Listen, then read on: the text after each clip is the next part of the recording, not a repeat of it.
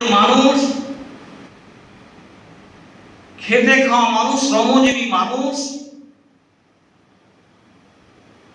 যারা এখানে রাজত্ব করেছিলেন, সেই 10 বছরের বহুজন সমাজের শাসনকে যারা ঘৃণা করে আন্দোলন করেছিলেন, তাদের উত্তরসূরিরা এর সাথে জড়িত। 47 সালে দুর্ভাগ্যজনকভাবে যখন এই ভারতটা ভাগ হয়েছিল, তখন ভারত ভাগ থেকে সম্পূর্ণ আলাদা করে এই পশ্চিম বাংলাটাকে এবং পূর্ব বাংলাকে, দুটো বাংলাকে মিলিয়ে অবিভক্ত স্বাধীন বাংলা করতে চেয়েছিলেন। তাদেরকে যারা বাধা দিয়ে বাংলাটাকে খণ্ডিত করেছিলেন, তাদের উত্তরসূরি এখানে দায়ী। যারা সেই সময় স্পষ্ট করে বলেছিলেন ভারত ভাগ হোক না হোক, বাংলা ভাগ করতে হবে এবং এই বাংলাটা হবে উচ্চ বর্ণের, উচ্চবিত্তের, কলকাতা কেন্দ্রিক বর্ণবাদী মানুষের হোমস্টে, তাদের উত্তরসূরি শোনাই। ঠিক সেই কারণে নামে যদি যাই আসেন, এটা ঠিক, কিন্তু এই নাম পরিবর্তন করার কারণে যে মানসিকতা কাজ করছে, ঠিক সেই কারণে এই বাধা, এই নামের পরিবর্তনের বিরোধিতা করা দরকার। আমি সেখান থেকে করছি। এবার যদি ধরি এই নাম পরিবর্তনের মাথাটা কোথা শুরু হলো, ভিতরে ভিতরে অনেকে অনেক কিছু করেছে, কিন্তু প্রকাশ্যভাবে রাজনৈতিকভাবে নেতা হিসাবে প্রথম এই দাবিটা জনমানুষে তুলেছেন, গণমাধ্যমে বলেছেন অধীর রঞ্জন চৌধুরী। তিনি তার এমপির লেটার হেডে একটা চিঠি লিখেছিলেন যে মুর্শিদাবাদ বিশ্ববিদ্যালয়ের নামটা পরিবর্তন করা হোক। সেই সময় আনন্দবাজার পত্রিকাতে খবরটা বেরিয়েছিল, অনেকের কাছে আছে, ফলে সেখান থেকে বুঝতে হবে যে পিছনে কারা আছে। এই মুহূর্তে দাঁড়িয়ে এই নামের পিছনে, পরিবর্তনের পিছনে যারা আছে, তারা মুর্শিদাবাদ জেলায় মুসলিমদের সংখ্যা গরিষ্ঠতা আছে, চালু অর্থে মুসলিম আধিপত্য আছে। এইটাকে ভেঙে দিয়ে মুসলিমদেরকে ক্ষুদ্র ক্ষুদ্র ভাবে ভাগ করে দিয়ে, যাতে মুর্শিদাবাদ সংখ্যাগরিষ্ঠ মুসলিমদের অংশ এইটা না থাকে, তার চক্রান্ত করছে। সেই চক্রান্তের একটা অংশ হচ্ছে নাম পরিবর্তন। একটা অংশ মুর্শিদাবাদকে, মালদার কিছু অংশ, মালদার একটা অংশ, বিহারের একটা অংশ, কাটিহার, ঝাড়খণ্ডের একটা অংশ, এই টোটাল অংশটাকে মিলিয়ে কাশ্মীরের মতো কেন্দ্র শাসিত অঞ্চল করতে চাইছে। যারা করতে চাইছে তাদের মস্তিষ্ক প্রসূত ভাবনা এই নাম পরিবর্তন।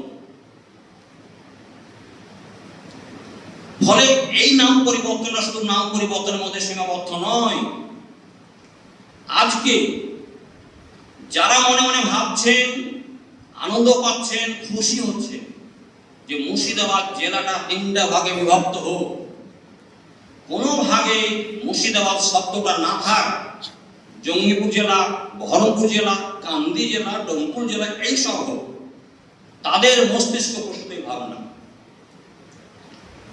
যারা ভাবছেন এই বহরমপুর শব্দটা, এই নামটাও সঠিক নয়, এটা ভুল, এর নাম হচ্ছে ব্রহ্মপুর, তারা তাদের নিজস্ব সংগঠনের ব্যানারে, তাদের অফিসে, তাদের আলোচনায় তারা লিখছেন, তাদের পত্র পত্রিকায় ব্রহ্মপুর।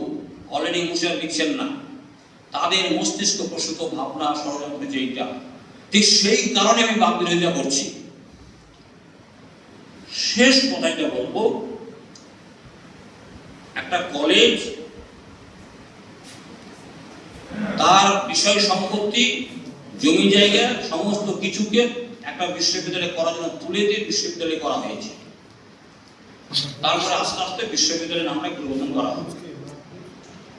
তো সঙ্গত কারণে মাথার মধ্যে শয়তান এটা বোঝাচ্ছে যে যখন এটা করা হয় তখনই হয়তো কৌশলগত ভাবে এই নামটা ভবিষ্যতে পরিবর্তন করবে বলে ওই ঘটনা ঘটিয়েছিল, যে এখন যদি সরাসরি করি তাহলে অসুবিধা হবে, আগে বিশ্ববিদ্যালয়টা করে দিই তখন এটা করবে। এখন আমাদের সামনে যে প্রশ্ন, যে প্রস্তাবনা এসছে, এই প্রস্তাবনার দুটো অংশ আছে।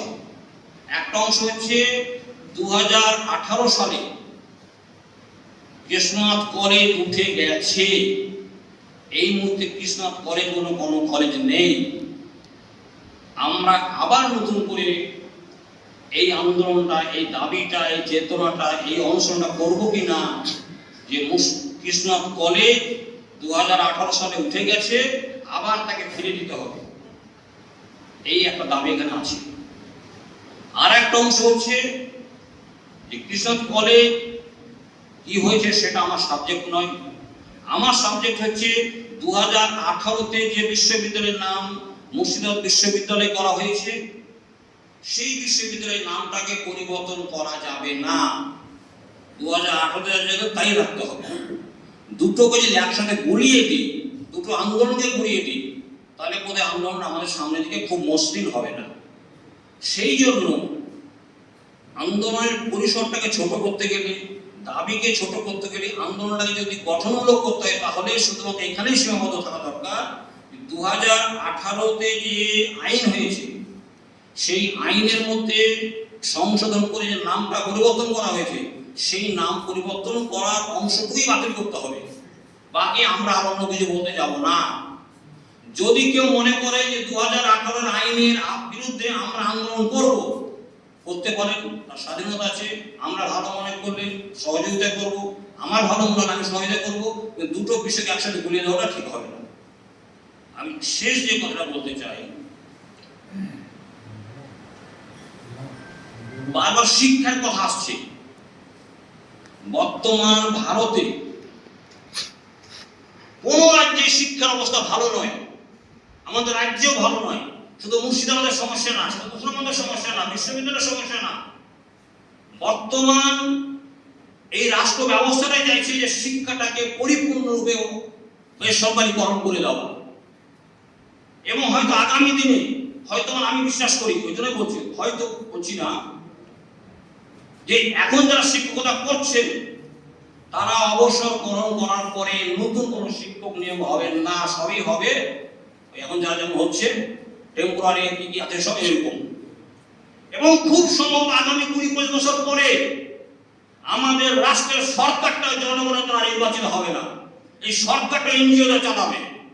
তারও পরীক্ষামূলক কাজকর্ম শুরু হয়েছে দক্ষিণ ভারতে।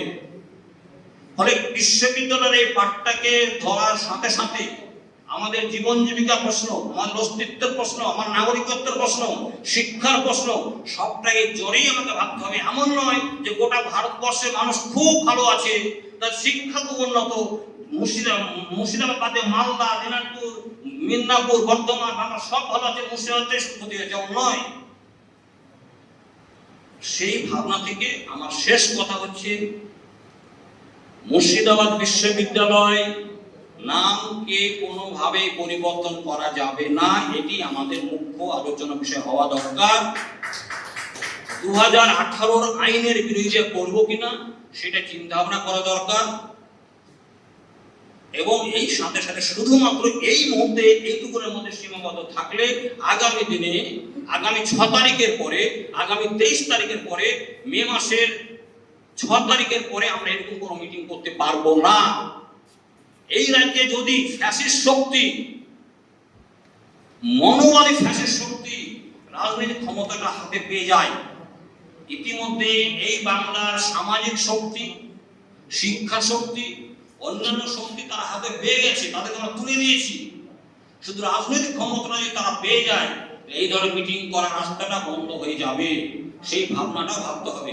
এই আন্দোলন করার সাথে সাথে আমরা আগামী দিনে, কালকে, পরশু, তারপরের দিন এই জেলার সমস্ত সংগঠন, সমস্ত ব্যক্তি, সমস্ত গ্রুপ যৌথভাবে এই যে এতগুলো মানুষকে ভোটার থেকে বাদ দিয়ে দিচ্ছে, তার বিরুদ্ধে কিভাবে আন্দোলন করবো, এবং এই মানুষগুলোকে বাদ দিয়ে নির্বাচন করতে যে নির্বাচন কমিশন তার বিরুদ্ধে লড়াই করবো কিভাবে।